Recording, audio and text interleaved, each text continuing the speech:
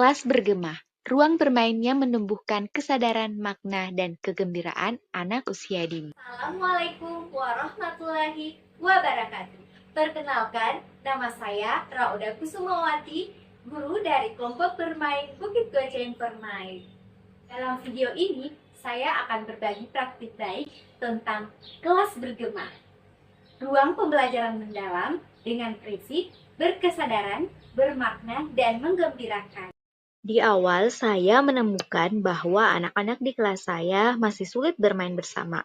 Mereka sering berebut mainan, mengekspresikan keinginan dengan tangisan, dan belum mampu menunggu giliran.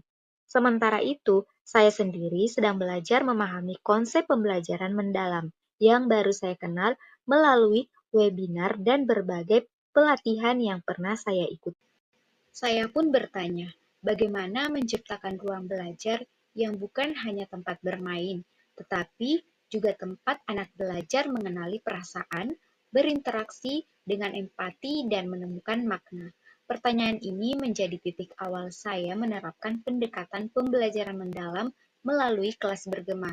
Saya ingin mengubah ruang kelas sederhana menjadi lingkungan yang membantu anak memahami, merefleksikan, dan belajar bermakna melalui pengalaman nyata. Datang di klinik apa?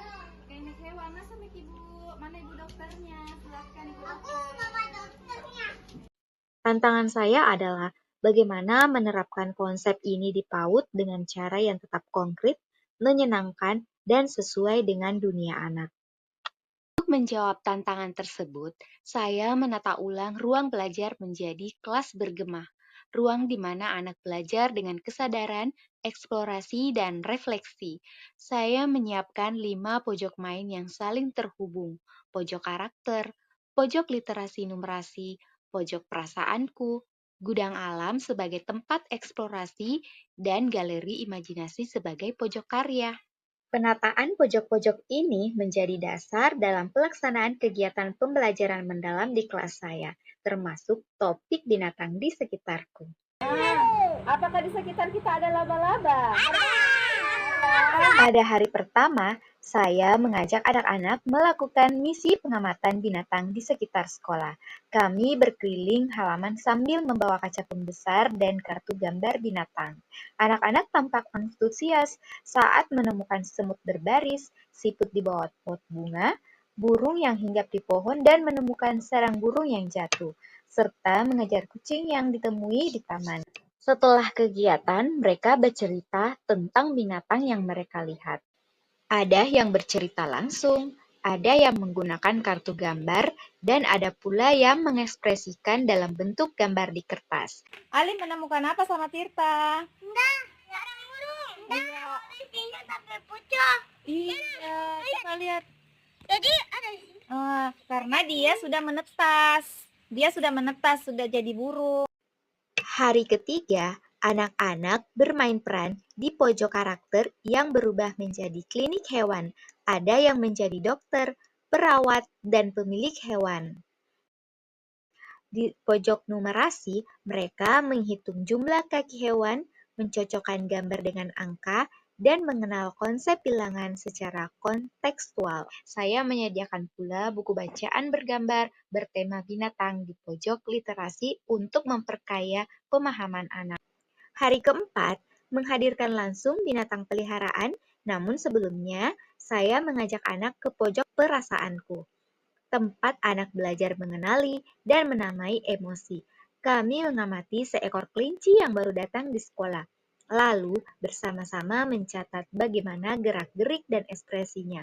Anak-anak kemudian diajak di rumah kelinci, yaitu area alam buatan yang saya buat dari bahan alam di gudang alam, jerami, batu, daun, dan ranting. Disinilah anak belajar memaknai empati dan tanggung jawab terhadap makhluk hidup.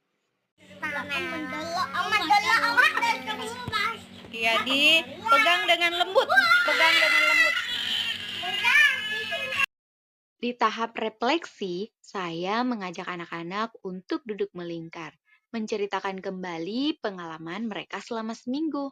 Saya menggunakan roda ekspresi untuk membantu anak mengenali perasaan.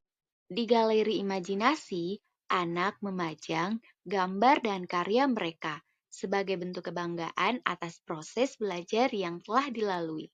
Bunda, yang paling disukai itu yang mana? Oh, jadi dokter hewan. Terus apa lagi? Bisa main sama kelinci. Oh, main sama tikus. Dia lucu. Bagaimana perasaannya? Dia takut. Oh, takut. Perasaannya kelinci, ya kemarin kelincinya takut. Melalui kelas bergema, saya belajar bahwa pembelajaran mendalam tidak hanya mengubah anak, tetapi juga mengubah guru.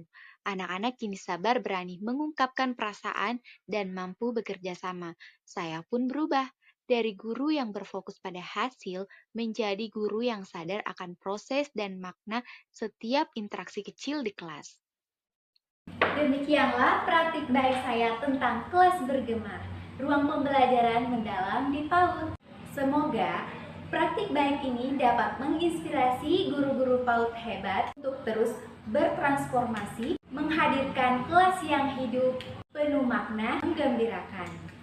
Karena sejatinya tiap ruang yang bergema dengan tawa, rasa ingin tahu, dan empati adalah ruang pembelajaran yang sesungguhnya. Terima kasih. Assalamualaikum warahmatullahi wabarakatuh.